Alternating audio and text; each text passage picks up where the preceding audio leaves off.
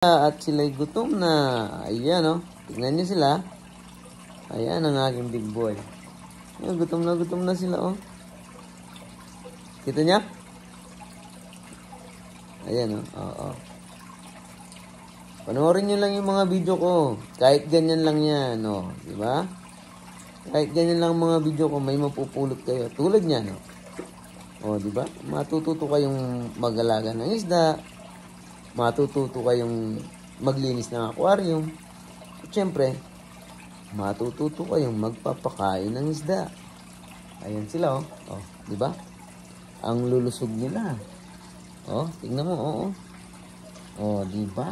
Oh, tingnan mo, ang dami, oh. Sayang kasi nanganak sila dati, hindi ko naiwalay, so kinain lang yung mga anak nila.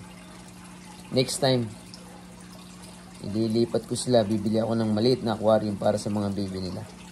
Okay guys, thank you for watching. Don't forget to subscribe and share, please. And thank you. God bless.